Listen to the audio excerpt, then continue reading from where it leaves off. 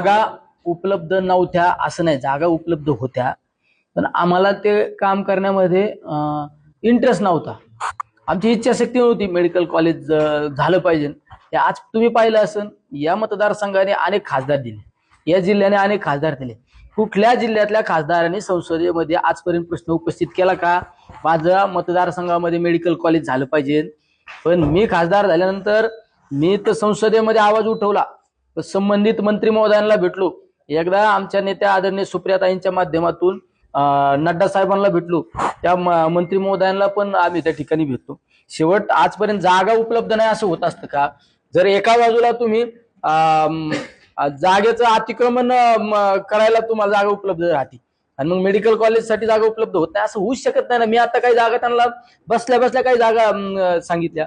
इथं जवळच 25 एकर जागा आहे आमच्या, त्या आरंगावला टीबी सेंटर आहे, तिथं जागा आहे. चासला कृषीची जागा आहे रस्त्याच्या लगत ती जागा आहे, तुम्ही ती ताब्यात घेऊ शकता ना.